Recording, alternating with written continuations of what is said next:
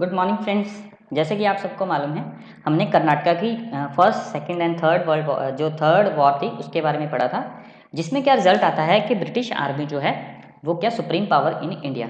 तो उसी के कंटेम्प्रेरी मतलब उसी के साथ साथ जैसे कि आपको मालूम है कि जो कर्नाटका वॉर है वो 1740 से स्टार्ट होती है। फर्स्ट कर्नाटका वॉर 70, ठीक है, 70-40 टू 48 तक चलती है। ठीक है, ये सबको मालूम है, मैंने आपको अच्छे से करवाया। अगर नहीं तो मैं आपको लिंक दे दूंगा, आप अच्छे से कर ले। 70-40 टू 48, ठीक है। और सेकंड जो है 70-49 टू 54, ठीक है। उसके बाद 70, ठीक है, 59 टू 63 तक। ये जो फाइट्स हैं ये फर्स्ट कर्नाटका वॉर, फर्स्ट, ये सेकंड, ये थर्ड, ठीक है। ये जो फाइट हैं ये होती हैं।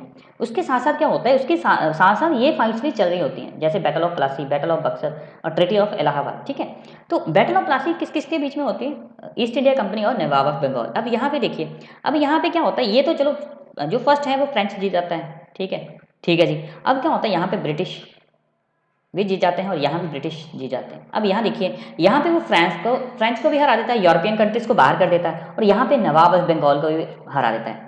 तो यहाँ देखिए कि अगर वो नवाब ऑफ बंगाल, क्या इंडिया में क्या था कि जिस टाइम ये फाइट 1754 में, नवाब ऑफ बंगाल क्या था, सबसे मोस्ट पावरफुल इन इंडिया, ठीक है। जो अगर पावर थी वो कौन थी? नवाब ऑफ बंगाल, सिराजुद्दौला। और यूरोप में कौन था? यूरोप में फ्रेंच और ईस्ट इंडिया कंपनी ब्रिटिश की। तो इन दोनों में फाइट होती है कर्नाटका वॉर्स। तो उसमें कौन सुप्रीम निकल के आता है? ब्रिटिशर्स, ठीक है। तो यहाँ भी ब्रिटिशर जीत गए। अब ये नवाब ऑफ बंगाल के बीच में भी फाइट होती है और रॉबर्ट क्लाइव जो ईस्ट इंडिया कंपनी, यहाँ पे भी कौन जीतता है? ब्रिटिशर। तो ये देखिए ना कि पूरे इंडिया में भी वो वही जीते हैं, यूरोप में भी वही जीते हैं, और फ्रेंच को भी इंडिया में हरा देते हैं। तो ऑल ओवर क्या निकल के आता है कि ब्रिटिशर जो है वो सुप्रीम पावर निकल के आती है। और उससे क्या है, क्या होता है, इनका दबदबा जो है, इनके हौसले जो हैं वो काफ़ी बड़े हो जाते हैं। और वो क्या करते हैं, धीरे धीरे धीरे क्या है, वो फिर साउथ की साइड जाते हैं, साउथ को जो इनको हराते हैं, ठीक है। फिर अपना मराठास को हराते हैं, फिर धीरे धीरे पंजाब की साइड जाते हैं, और फिर 1857 तक क्या है, ऑल इंडिया उनके अंडर। ऑल इंडिया तो इनके अंडर 1849 जब ये ट्रीटी ऑफ जो लाहौर होती है उसके अंडर, जब डलहौजी और जो उनके बेटा रणजीत सिंह जी का जो बेटा है उनके बीच में होती है, तब ही अनेक्स, जब वो पंजाब को अनेक्स करते हैं, तब ही ये जो पूरा इंडिया उनके कवर में आ जाता है, ठीक है जी।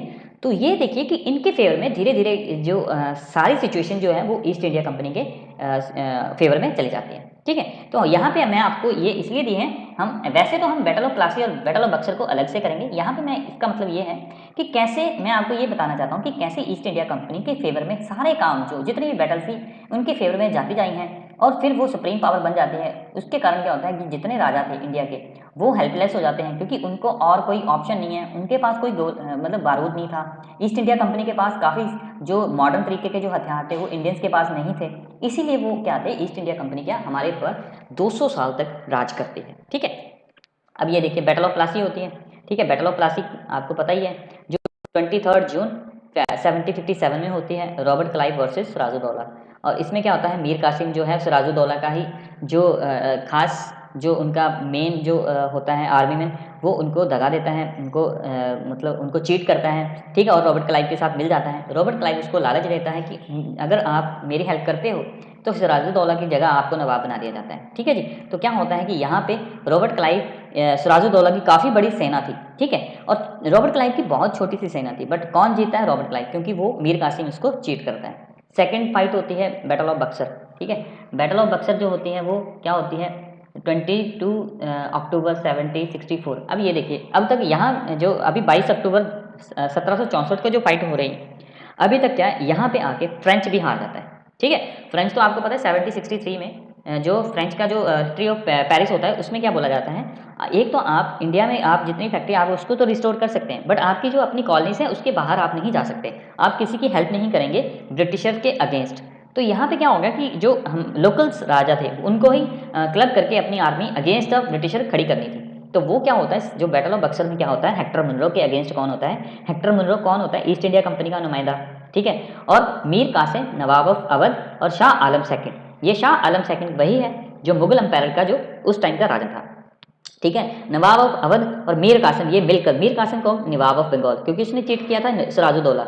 मीर कासिम को क्या है, रीज़न क्या था कि मीर कासिम एक बहुत सुलझा हुआ इंसान था, ठीक है, नो डाउट कि उसने चीटिंग करके जीता था, बट हाँ वो नवाब अच्छा था, उसने काफ़ी रिफॉर्म्स किए, बट यस वो जो ईस्ट इंडिया कंपनी है उसकी जो इंटरफेरेंस है उससे इरिटेट होकर उसके अगेंस्ट हो जाता है, ठीक है।